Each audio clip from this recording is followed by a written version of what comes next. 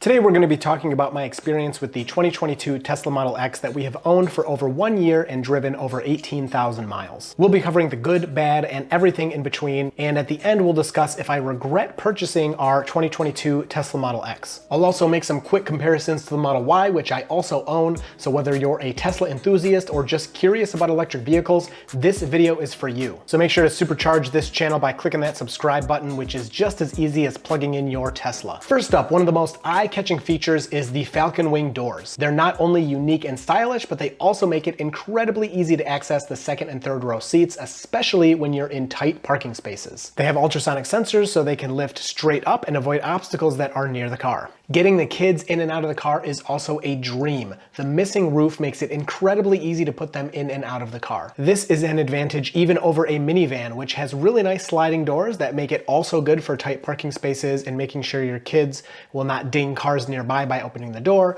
But on a minivan, the roof is still in place, and I cannot emphasize enough how much that missing roof piece helps when the Falcon doors lift up. Another bonus for us, being able to control the Falcon wing doors from our phone means as we're getting our younger daughter ready, we can use the app to open the door for our older daughter, who is raring to go. She's already got her shoes and coat and everything on, and she wants to hop in the car. So as I'm helping my younger daughter, I can just open that door from the app and it's ready for her to get in. Another huge positive is the comfort and smooth ride in the Model X. With its air suspension, the car automatically adjusts itself to provide the best ride quality on rough or bumpy roads, either as you approach the bumpy road or after you're already on them. The car can automatically adjust the suspension for maximum comfort or ride handling depending on your settings. If you want the most comfort, you can set that in the settings, or if you want the best handling, you can also set that in the settings. The car has memory, so as it approaches a bumpy road, if it knows that road is bumpy before it gets there, it will automatically raise the suspension in anticipation of that bumpy road. If that road is not memorized and the car senses it's very bumpy, it will also raise the suspension automatically if you have it set to do so. Compared to our Model Y, especially on the dirt roads, the driving is just so smooth and so quiet. It's really nice. When you get onto pavement, the difference isn't as dramatic, but over any bumps or potholey or broken up roads, the Model X is a clear winner. The Yoke steering wheel was initially a concern for my wife, but it turns out that she absolutely loves it. It offers great visibility, and we both actually find it more comfortable than a traditional wheel, which neither of us was expecting. If you want to know more about our experience with the Yoke, I made an entire video just about the Yoke. I went in depth about that. I will put that in the top right so you can check out that video. Along with the Yoke, the Model X also features no stalks, which might seem odd at first, but it quickly became very intuitive and convenient for both of us. My wife and I both prefer this over stalks in the Model Y. Now, why do I keep saying my wife and I? Well, a lot of times, for whatever reason, my opinions can be dismissed as a Tesla fanboy. I'm just some other random guy on the internet. I don't work for Tesla or anything, but I have my wife to kind of keep me in check. She's not nerdy about this stuff. She's not all obsessed with Tesla like I am. So she's not going to be forgiving in those same ways that maybe I would be because I'm a big fan. And she actually does prefer the Yoke over a round wheel now. And part of that preference is the capacitive buttons that are found on the Yoke. It is so easy and convenient to just be holding the Yoke, steering, and oh, I need to turn something, instead of having to take your hand off the wheel or the Yoke and reach for the stalk. It may not sound like that big of a deal, but after just a few miles of driving, you really do get used to it, and it's a great experience. Another favorite in the Model X, which is also on other Teslas, is the personalized settings you can have. So as you approach the car or once you unlock the car, it will detect your phone, it'll be linked to your profile, and then your side mirrors and your seat and those things will adjust to fit you how you had it last time. And when you have multiple people driving the car, that is a huge advantage and really appreciated. The Model X also offers an impressive amount of cargo space with both spacious front and ample room in the back for luggage, groceries, or anything else you might need to haul around. Like all Teslas, you can remove the back floor in the Model X and find even more space below where gas cars will traditionally have their gas tank, and that just gives you so much more space, especially if you're using all 6 seats. If you're using the back row like we have,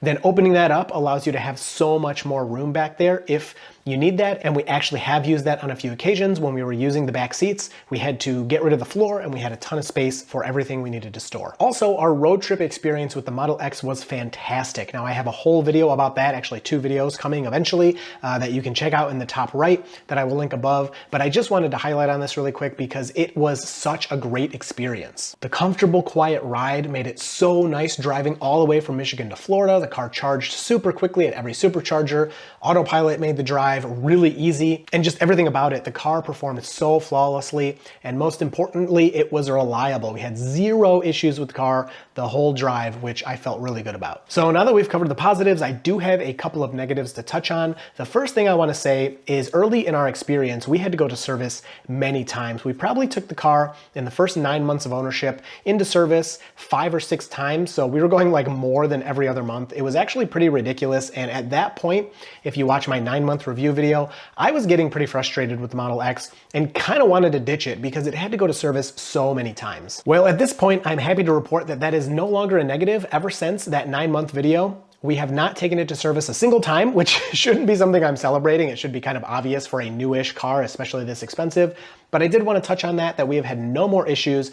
Everything we've taken it in for service on has been completely fixed. And that has made me really, really love this car and really appreciate the Model X because I'm not having those little issues here and there. Having to go to service with the Model X so often was super annoying and making me really not appreciate the car. But now that we are experiencing the car the way we are supposed to without a bunch of service issues, it makes the car that much better. So the first negative I want to touch on is we opted for the white seats in the Model X, and while they look great, they can be challenging to keep clean, especially with young kids. If you're considering the white interior, be prepared for some extra maintenance to keep it looking pristine. There are no unremovable stains that we have on the white seats, but they do take a bit more elbow grease than we were expecting, and that's even after I applied a ceramic coating to the seats right after delivery. So we can clean them pretty easily, but when you have 2 young kids and you're just super busy, it's not something you want to spend an extra 15, 20, or 30 minutes doing. If you really want the white seats and you spend the time to clean them, I think you will really like them. But for us, especially for my wife, she just doesn't have that extra 20 minutes to go in there and wipe up and clean them, especially after the kids have wrung her dry every day.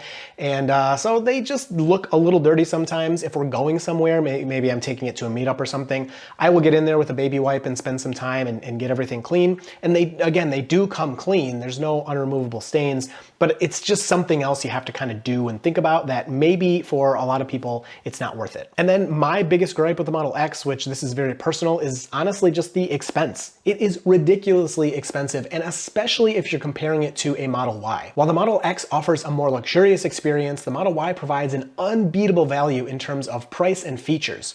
Of course, budget, like I said, is very personal, but when you can get a Model Y starting at $47,000 and then on top of that you get a $7,500 tax credit, it can seem a bit silly looking at the Model X, which starts at $97,500 and is not eligible for the same tax credit. If money is no object, don't get me wrong, I would pick the X every time. Unfortunately for us, it is an object. It's something that I think about all the time. So our plan for now, when the Cybertruck does finally come out, we are going to trade the Model X for the Cybertruck. At least that's the plan for now. If we don't hold out that long, we most likely will be trading the Model X for a lower priced EV.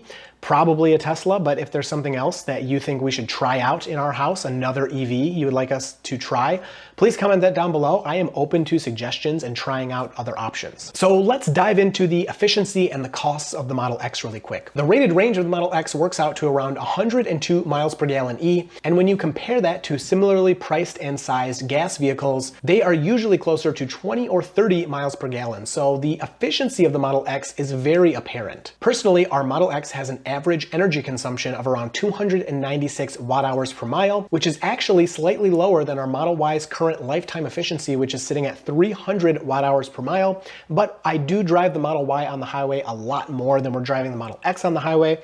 But I was pretty surprised to see that when I crunched the numbers, that the Model X is actually using slightly less energy per mile than our Model Y is. While our energy consumption on the Model X might be higher than some other electric vehicles, it's important to consider the size and luxury of the Model X when you're comparing that efficiency. Just a couple of years ago, there was really nothing else to compare it to. Now you have the Rivian R1S and a few other SUVs. They're a bit smaller, I think, still than the Model X, but some other mid-size electric SUVs you can compare from some other companies. But yeah, as far as features go, the Model X is unbeat, although I know a lot of people love that boxy look of the Rivian, so it just kind of depends on what you want. In terms of charging, the Model X is of course compatible with Tesla's supercharger network, and it made our 2,600 mile road trip to Florida super easy and convenient. We actually didn't really even need to plan. We just let the car do whatever it wanted and it got us there really quickly. I will touch on charging at home really quick. I know a lot of my regular viewers are already EV owners or they know a lot about owning an EV, but if you don't own an electric vehicle yet,